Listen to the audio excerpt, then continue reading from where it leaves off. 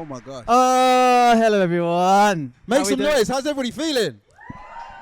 Yeah, feels good. Thank you so much everyone for being here. First of all, anyone who took the time to spend a penny, get a fucking ticket, get the train to come here, change your plans to be here. Hello, so many faces I recognise and people I don't. And how's everyone feeling? How you doing? Good. How are you, bro? I am... Obviously, guys, give us a little second. We're just figuring out our sound and stuff, so it will get a lot better with amplification, but we'll figure it out. So if I start booming in like a minute or so, it's all good. Like that. It's all good. It's all good. It's all good. It's all good. But we're feeling like... I'm feeling amazing. This room is way busier than what it was when we were here. I want to say maybe 8 weeks ago, 9 weeks ago now. Yeah, 12? I think it's 3 months ago. It might be a little longer, for sure. And so just to kind of see everybody here and slowly getting just to see... there we go. Nah, I knew you'd do it. Guys, please give it up for our sound technician, Nat. She's killing it. Listen, it's not that deep. We told you, we're not that kind of podcast. It's already good. It's all good. It's just, it's amazing to kind of see everybody here and the intention of what we're trying to do just kind of grow a little bit and to see new faces and lots of faces I don't know. That's what I really enjoyed. That it's lots of people that obviously are maybe coming into contact with stuff that we're doing and going, okay, cool, let's hang out. How are you? Talk to me. I'm feeling good, man. It's nice to be back in this room. It's weird how relaxing this is. I don't know why this is more relaxing than my normal life. It shouldn't be. Like, this is weirdly... I feel less stressed in this environment than I do, like, getting on a bus. I swear to God, it's really strange. I don't know what that's about. I think it's something to do with, like, being witnessed and not in that kind of... Hopefully not in that sort of narcissistic, self-indulgent way that it probably is a little bit. Hopefully it's not entirely that. But it's something to do with this shared experience and it being so... clearly blatant and obvious that you're sharing the experience.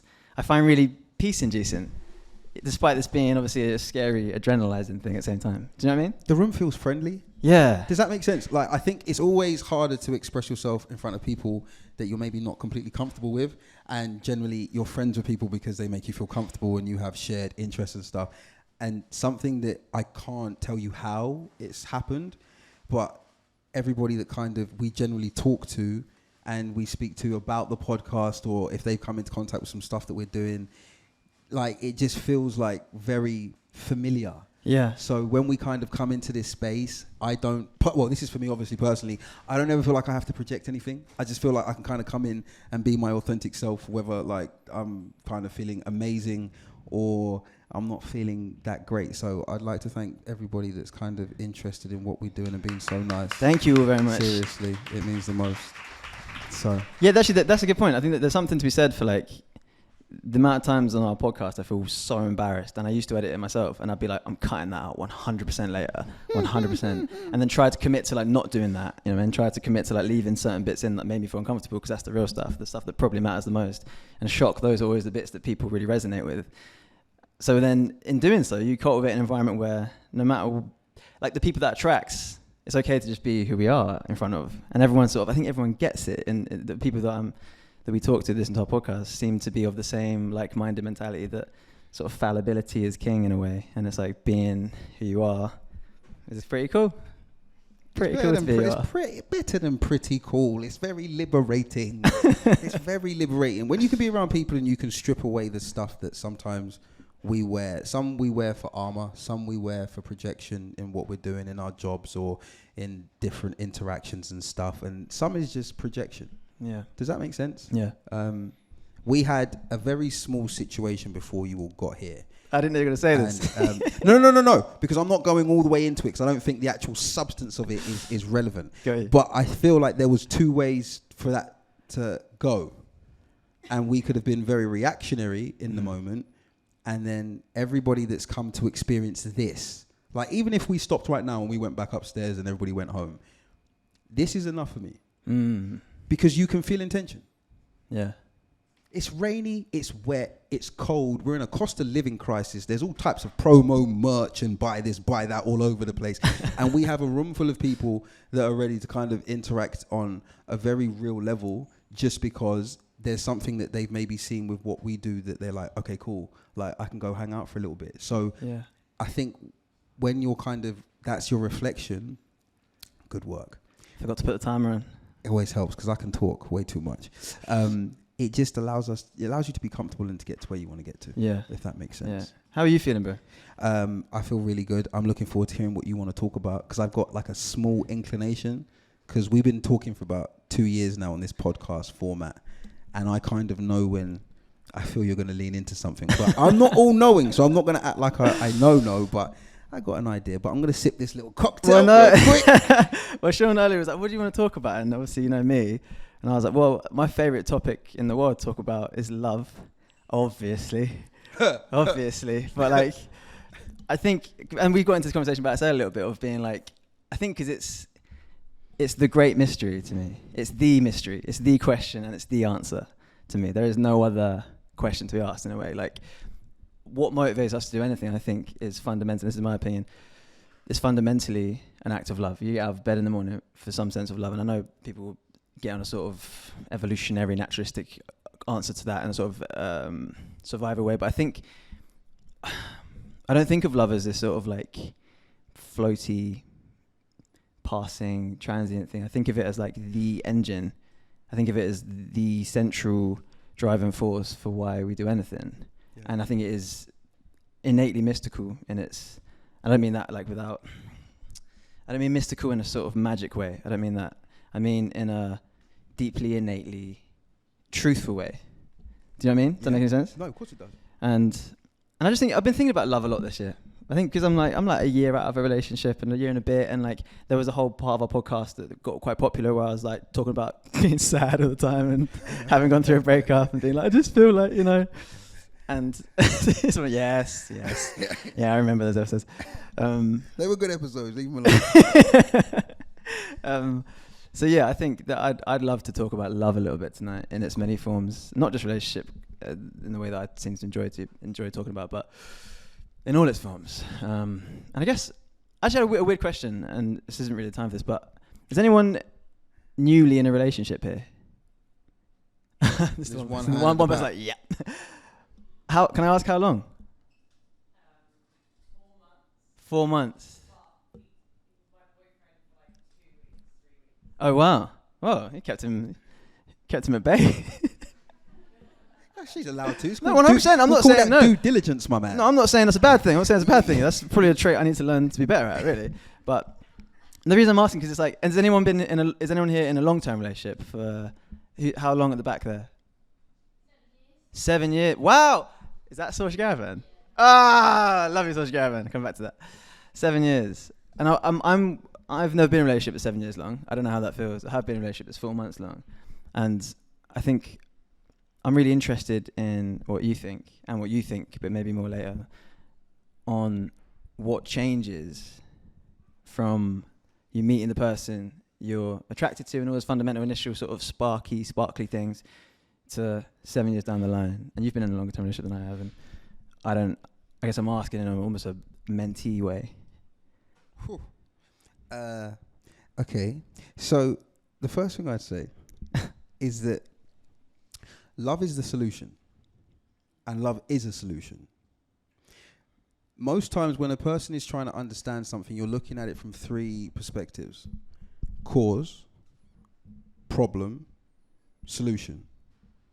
Make sense? Mm. Now, depending on the way you're looking at it, you're going to look at whatever that thing is in those 3 spaces. Now, if you don't understand, or if your conceptualization of what love is isn't to the fundamental that it solves everything, then there is a place where it can look like the cause. It can also look like the problem. Does that make sense? Yeah. And I can break that down even more. Yeah.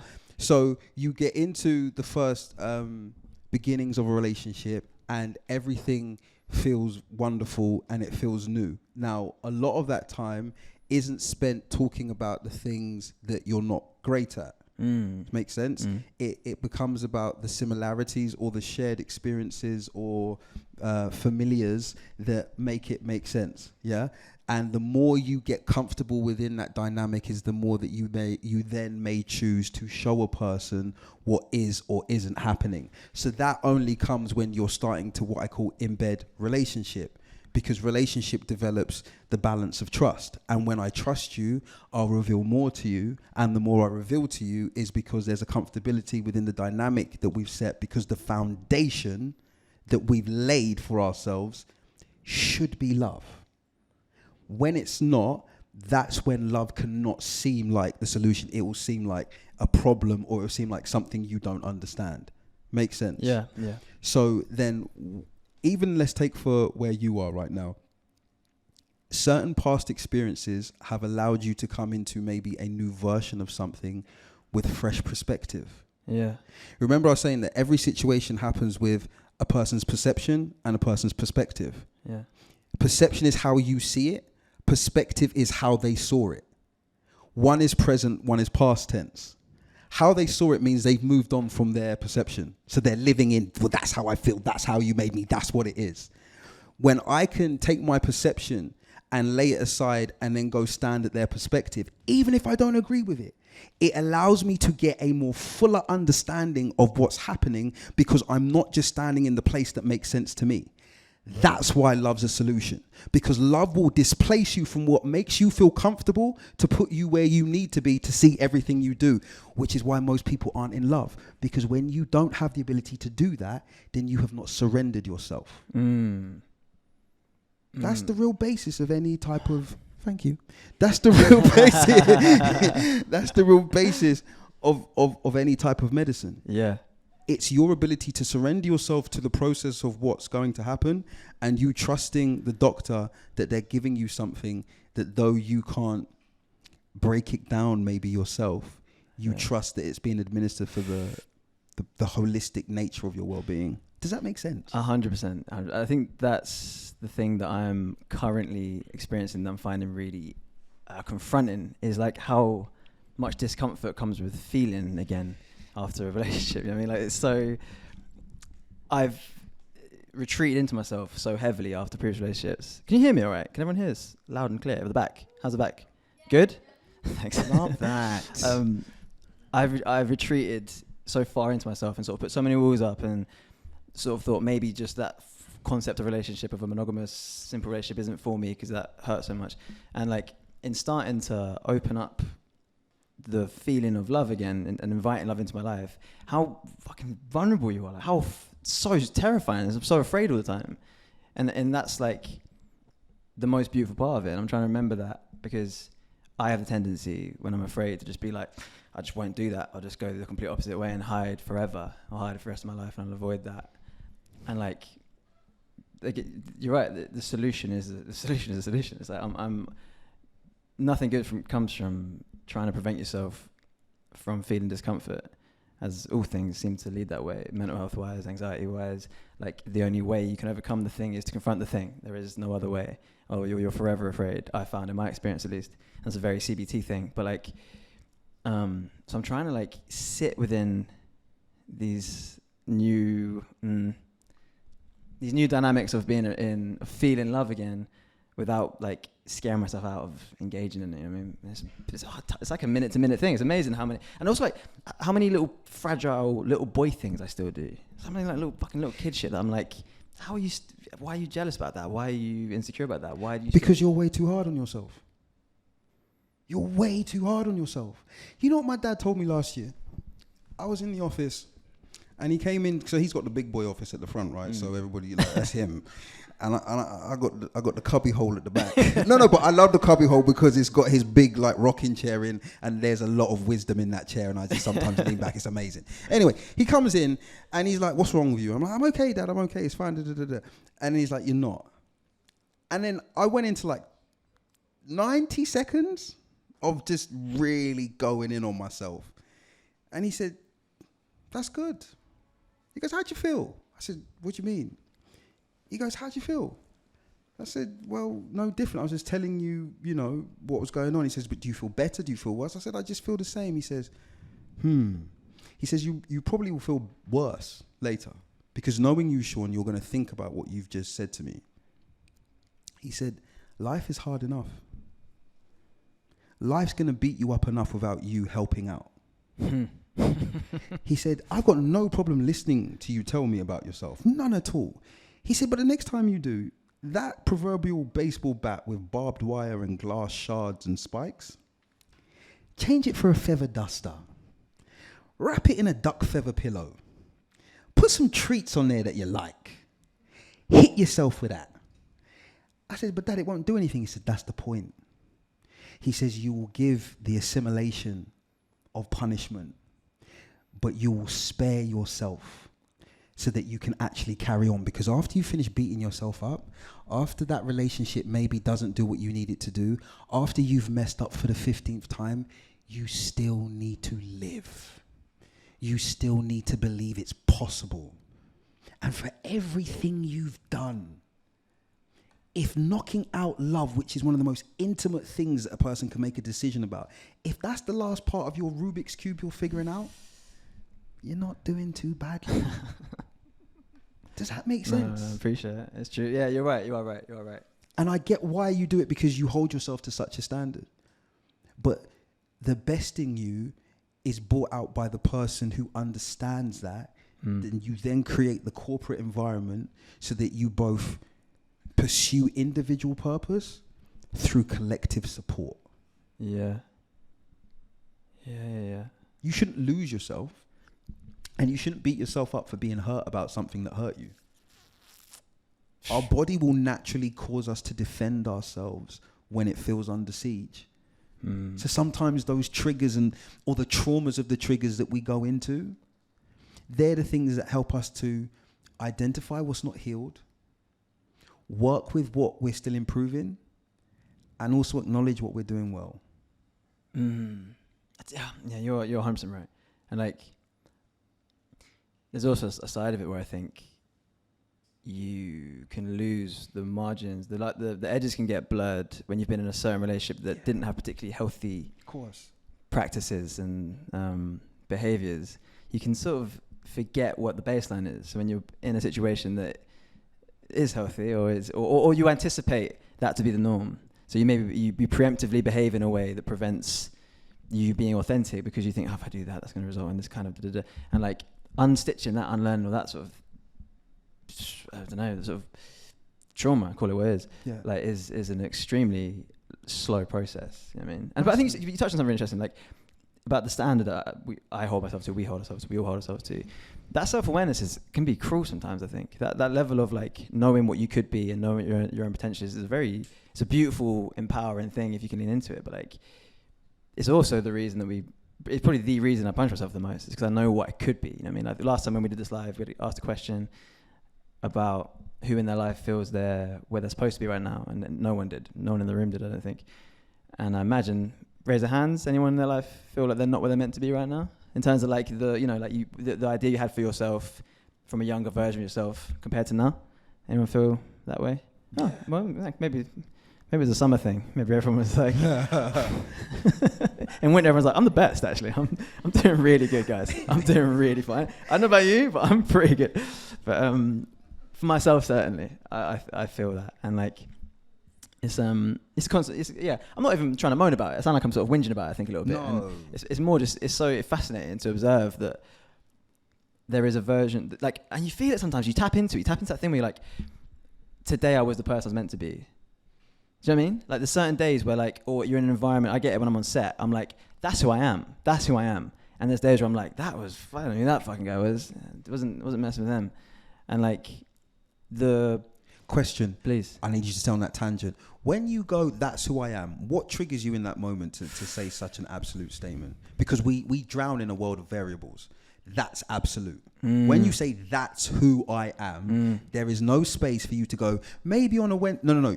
You're like, that's it right there in that moment. Break that. What happens there? It's when I feel the most love. It's when I feel the most love I'm capable of feeling, and that doesn't have to be towards a person. But when I'm on a set and when I'm acting in a thing that I'm passionate about and I'm feeling I can express myself authentically, I get the feeling of I'm sincerely, truthfully expressing the love I have to offer in this moment. Go. No, because I'm going to jump on. I'm there. I feel that I'm authentically expressing the love I have to offer in the world and being the most absolute version of myself through. I think I'm kinder in that environment because I don't feel insecure or something like that. I don't feel afraid. I don't feel like I need to prove anything. So I think I feel like can cultivate a warm atmosphere around me because I'm not scared. Right. I mean, and if I'm not scared, then people around you, if you're at ease, you can put other people at ease, I think. I was at this party and I was talking to one of your homies. And one of your homies, I didn't realize, but her partner was even cooler than her. I was having a dope-ass conversation. And we were having this conversation from the South Pole and the North Pole. And he was living on the South Pole, and I was living on the North Pole. And he was saying some stuff, and I was saying some stuff. And neither of us agreed with each other, but we respected each other's poles. You know how we... whoa, my father's here. Behave yourself. Now, what got me into a great space? You know how we found middle ground? I asked him to express to me the basis of the love he had for his partner. And everything we had been tugging of warring about was based on what we could prove to a certain factual level, and what we could hold and say, right, we can steadfast this. And I said, but how do you know? What is the sign of you knowing that you love that person? He just go, because I just do. There is a conviction that comes with knowing that needs no support. It just merely needs your willful consent. To give love or to receive love, it's a conviction of the heart that needs no support. It's why you can love a person and they not love you back. It's why two people can love each other and not need nothing else in the world. Because when you hold fast to that thing, it anchors you. It becomes your absolute. Where you're on the film set, there is something intrinsically that connects you with your intrinsic who to the expression that you're giving to the world. It anchors you in that moment. When I get to sing, it doesn't feel like it may feel to someone else listening to it. But to me, there's a sense of freedom because where I am now, I get to listen to two other singers and other players and I can see and feel where they are. And because I'm a journey person, I love it. But I've only got to a place of true love because I've surrendered to myself to the parts of what happens in the process of a career or a journey that aren't good. And the reality is we all sign up for the best bits, the postcard moments. None of us are signing up for the other stuff that has to invariably come. So then time becomes the basis by which we either feel like we're getting there or we're not. So you're either in a moment, a season, or a cycle. Where's your place? If mine's being on a set where I feel the most, but where's your space where you feel like that's who I am? When I'm either teaching or singing, I'd say, or talking to my dad. I'm being serious. Yeah. No, don't, no, guys, please, because I get because I keep saying, like, I bring my dad up and I'm like, no, and then no, like, I'm terrible to him sometimes. He'll tell you himself if you get him in the break. He'll be like, that boy is a little, but let me tell you why. Because, like, and I was saying this actually to bless her. So there's a really cool person that follows our platform. I actually said that if I could say her name, she was like, yeah. So Talia. Yeah. The last show she came to, unfortunately, her grandparent passed away. And there's some other friends of mine who are going through bereavement and other bits and pieces. And obviously bereavement's a massive part of life and stuff, and we go through it. And I was saying to her that this is a fantastic time. Which is a weird thing to say when someone's passed away. Brother, it's such a... But because obviously it's me and she knows me, she's like, okay, he's going somewhere. It's like, he can't just be dropping it. And I said, bro, literally. Is he still typing? So the reason why I say it's a fantastic time, I say it's a fantastic time because anything that allows you to learn about yourself is necessary. 1. 2, the best lessons that I learned from school, I was taught them at school, but they manifested themselves much later on in my life. So my teacher, my class environment, my classmates, none of them are visual. It's all gone. It's the legacy of what that lesson was. Right. 4, it just makes me more experienced and gives me wisdom. So I said, though the pain of separation will linger, because that's what we really miss. Like, we miss the interaction, but it's the physical basis of hearing a person's voice. It's the sensory stuff that connects us to them that really, a lot of the time, I think is painful and hurts. When that ceases to be, what you then do is you dig for what was planted and buried.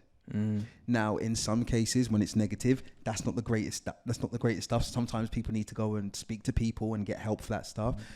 But in the best senses, it's a treasure hunt. It's a treasure hunt for information that was buried in a time that you weren't ready to receive or understand it. It's the same thing with life, love, and situations. We can experience in the moment we're experiencing it based on what our capacity is, not only for life, but for that thing. Yeah. So sometimes I think we live so far in the future that we forget just to take in the information we need to take in right now. Does that make sense? Yeah. Like, obviously, plan ahead, because that's just smart. That's due diligence. But not to the point where you lose the basis of what you're supposed to learn, what you're supposed to experience right now. There are things that my dad told me when I was 18 that I think about now that I'm like, I'm glad he told me at 18, but I never knew that I was only going to get it 15, 20 years or whenever after. And I think that's the thing that a lot of us kind of battle with. It's that kind of pull and pull of that microwavable thing, and we want it right now, but some things just take time to cook. Yeah. That's love. I think there's a through line of that grief you're talking about, that with Blessed Talia's grandparents. And weirdly, I think it said, like, I don't know if anyone heard the episode after the last Bill Live, but it was really weird. We had this conversation about grief in the room, exactly in this room, in this exact position, talking about grief and this whole thing and da-da-da. And at that exact moment, my nan was having a stroke. And I didn't know about it. My family told me the next day because they knew I had it live. They didn't want to stress me out. And I found out the next day, and she was like sort of in a coma and passed away like the following week. So it was this really strange moment. We were talking about the lessons you can only learn from someone when they're gone, and the way that maybe that's a beautiful way to sort of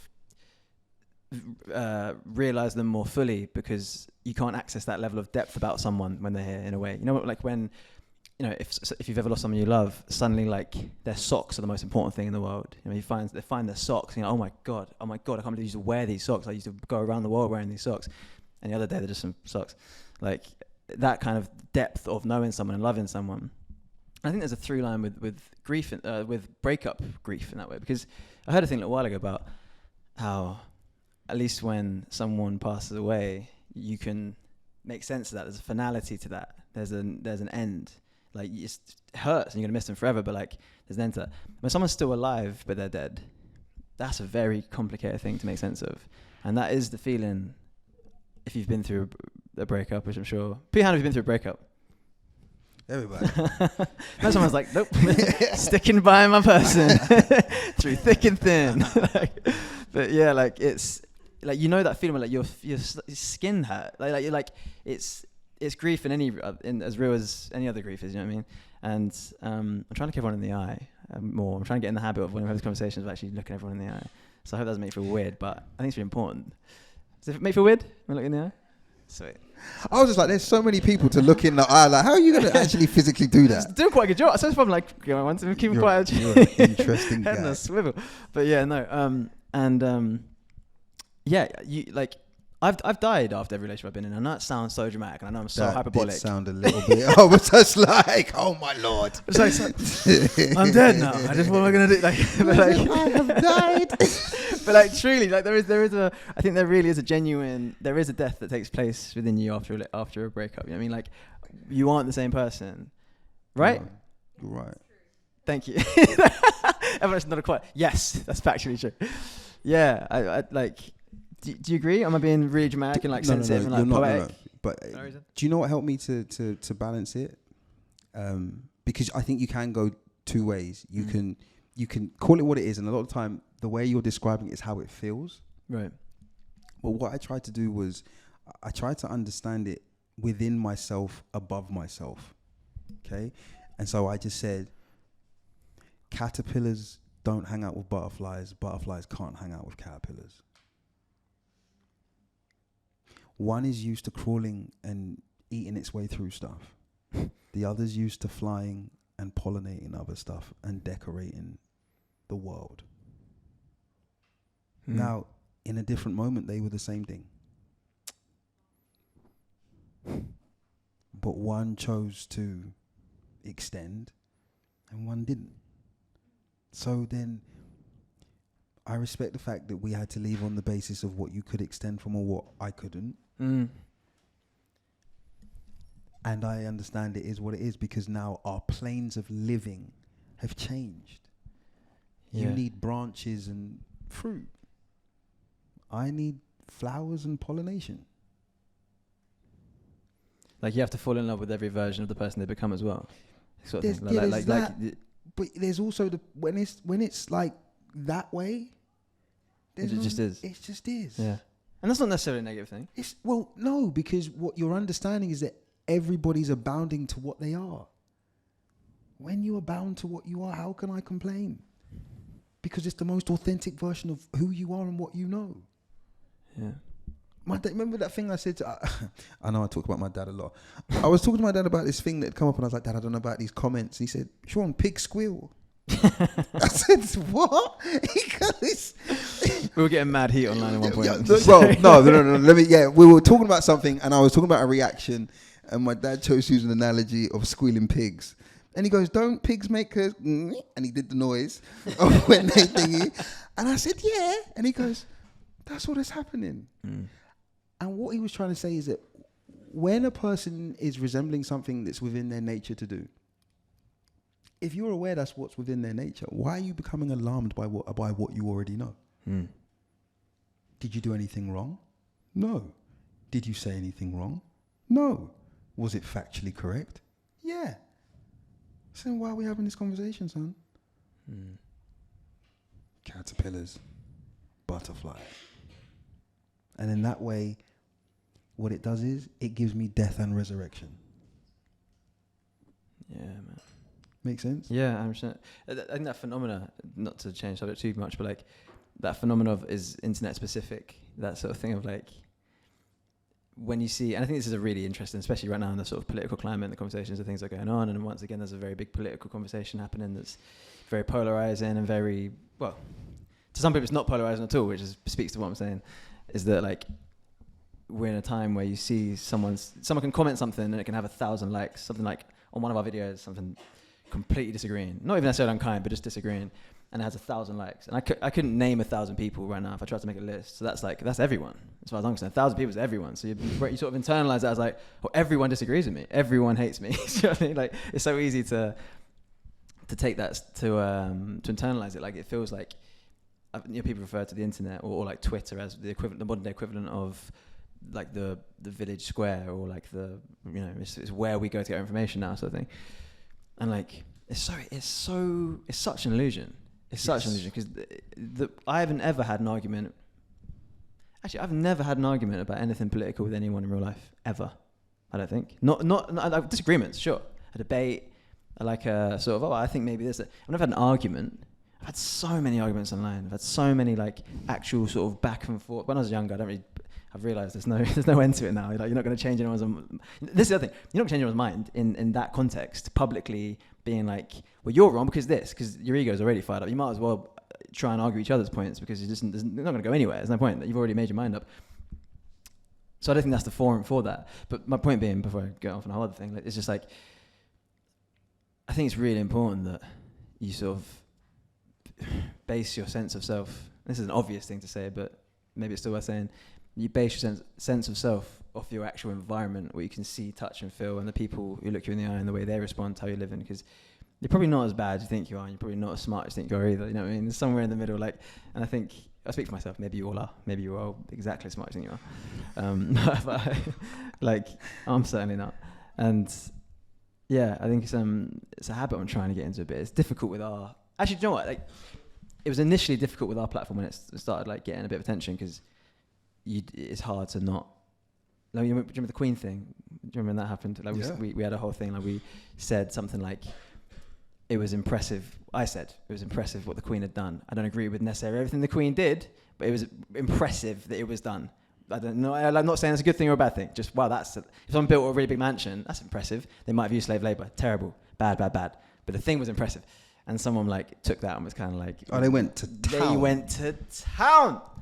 They went to town, and so much. That's way too much. And like in that context, it's really hard not to get fired up and like really defensive. And after like a year of it now, it's like we actually don't really care anymore in a really liberating way. Like a way sort of like, that's not real. Because that happens and there's this big, aggressive, like scary, everyone disagrees with it. And then you go outside and like the birds are tweeting and your farmer sister's like, is it flat 4? You're like, yeah, mate, flat 4. And you're like, oh, sweet, the world just carried on. None of that actually translated into, you know what I mean?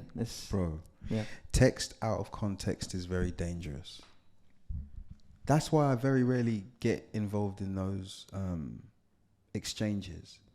Because the first question I always say to the person is, listen, if you haven't watched the whole thing, this is an unfair fight. Because I'm loaded with all of the armory from everything I know I meant, through everything I said afterwards, to everything that I qualified the statement that you're going to argue about. So the one thing I first think that is the first sign to insulating oneself in that situation, because we all live online and we all find like we all kind of interact with social media in some way, shape or form. Okay, cool, wonderful.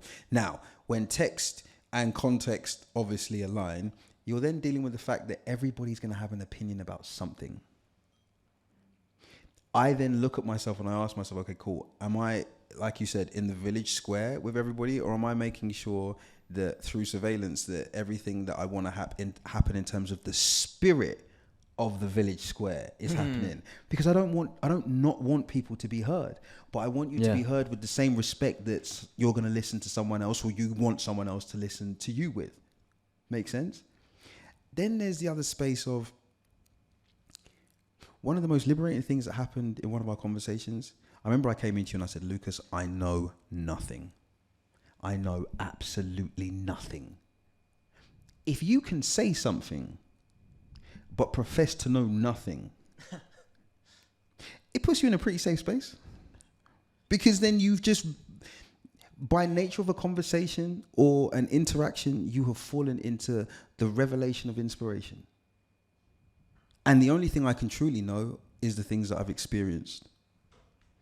And through the teachings of, obviously, you know, growing up, my parents, they brought me up. So there are certain models and things that they set in place that over a long time period, through repetition and habit, you figure out, okay, does this work or does this not work? Yeah.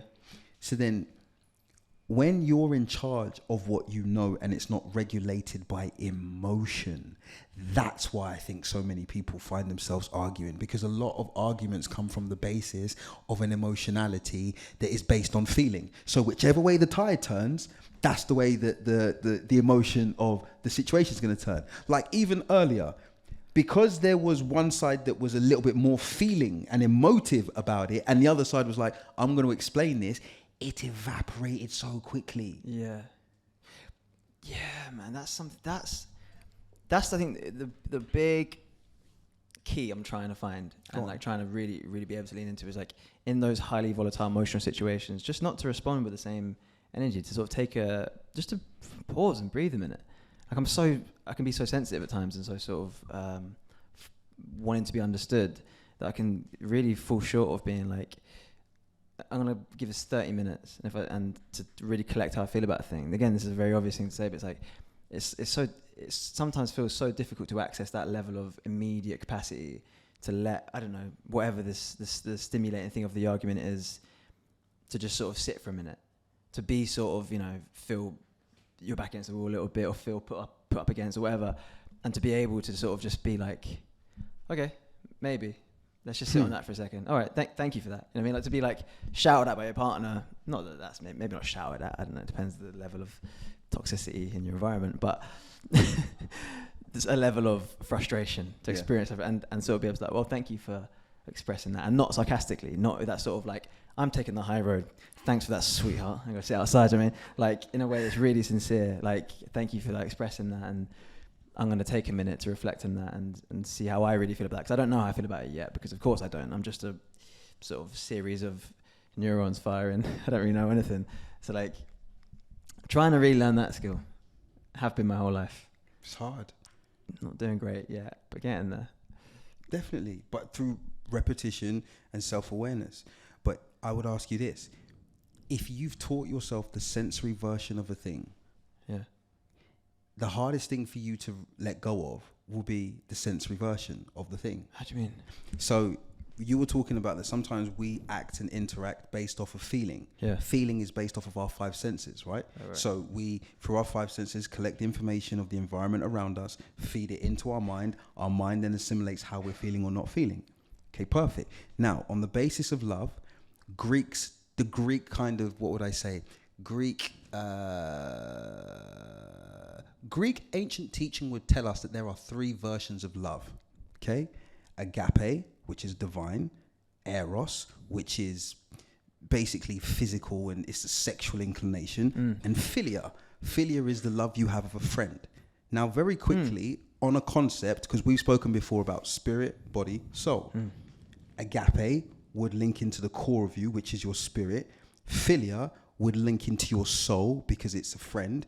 And Eros, which is the most temporal and worst one, I'd say, is because it's purely about that feeling in the moment. Do you understand what I'm saying? That sort of base. Like, It's that thing, that animalistic thing that you want. Yeah. So the reality is, without being kind of too in people's business, because what you do is your business between you and Jesus. I ain't trying to get involved in that. But most people are heavily invested in the Eros one.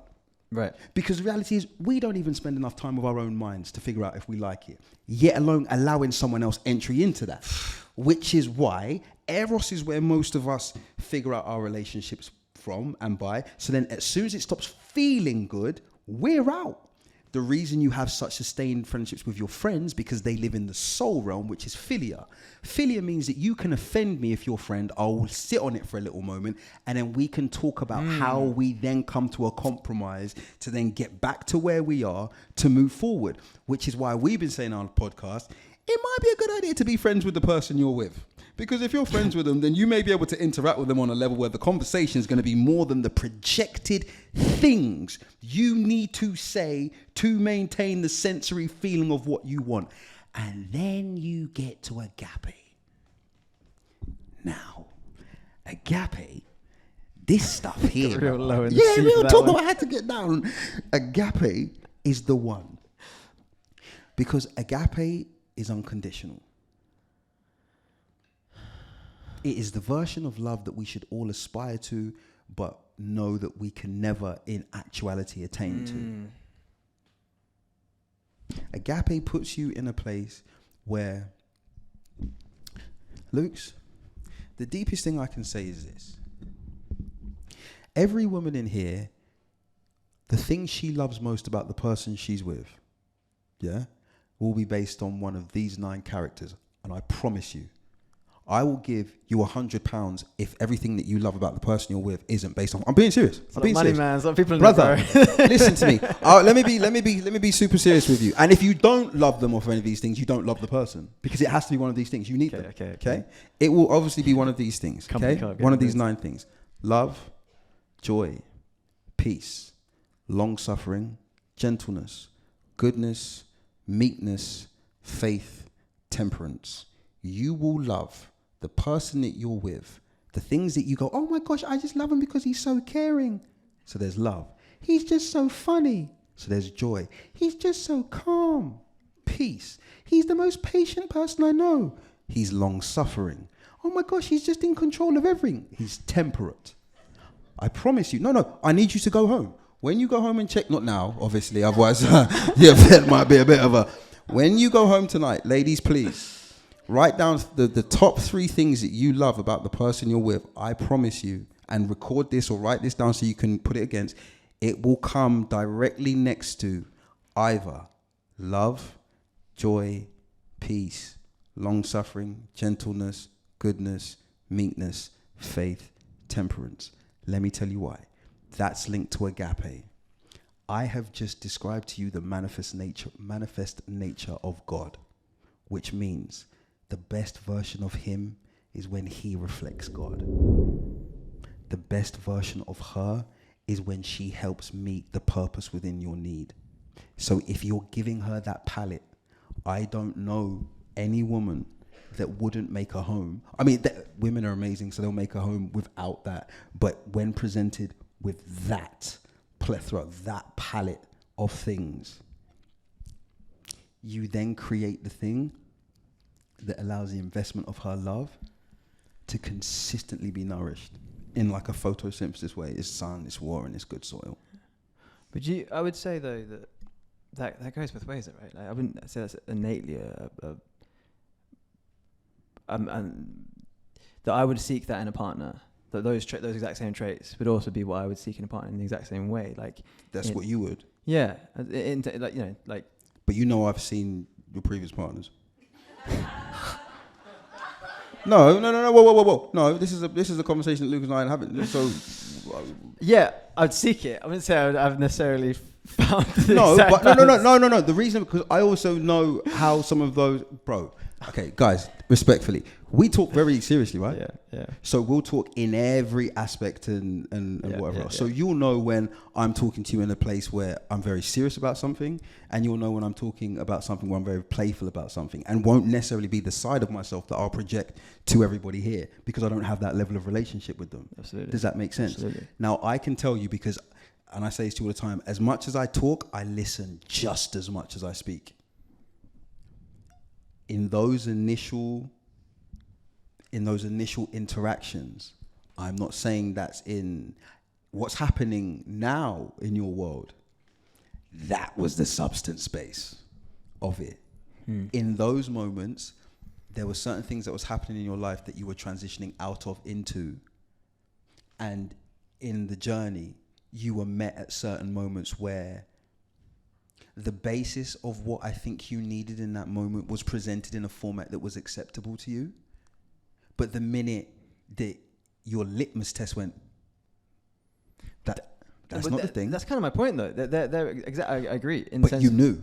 Yeah, but that's what I'm saying. I think that's what I'm getting at. Is that like the traits you're describing, I think, are the things you innately feel are off in those environments, and when the balance isn't being met.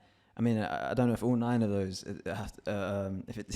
if it's like you can pass on maybe 6. You know what I mean? Like no, but I'm saying like not every person in here isn't going to go home and write down 9 things. Yeah. They're going to maybe write down 2 or 3 things that sit there and go to them and go, right. Like they're not going to sit there and go, oh, you're da-da-da-da-da-da-da. But there'll be a couple of overriding things in a person's nature or character that allows sometimes that to be what kind of gives the grace for other things that don't go well. Does that make sense? Yeah. So you will maybe let go of a couple of things because they're very strong and they're patient with me and they're super kind. Makes sense? That's not all 9. That's 3 or 2.5. Makes sense. One good one. But what I'm trying to do is I'm not just trying to break a very small piece out of it. I'm trying to go the sum of the whole thing, because we're limited. So then we can't mirror that which is unlimited, because we'd have to be unlimited by design. Make sense? Like, okay, cool. This cup here, if I had a 10-pint cup, that wouldn't fill the 10-pint cup.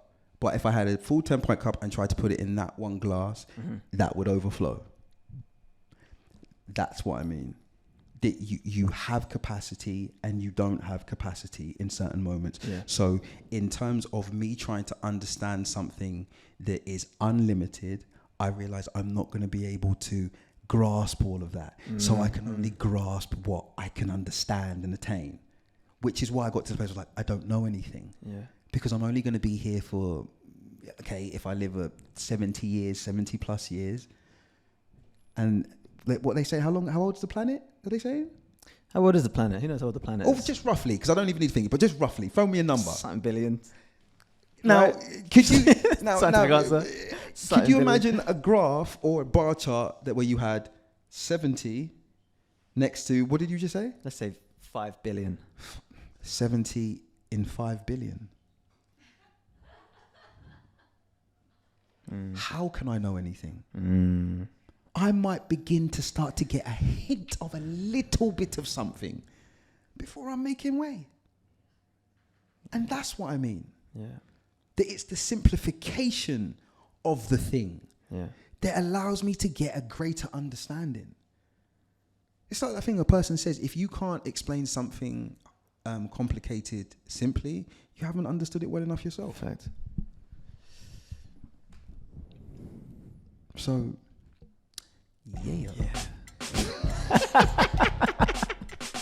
On that note, We're going to jump into music, guys. Thank you so much for the first half being present with us. We appreciate you massively.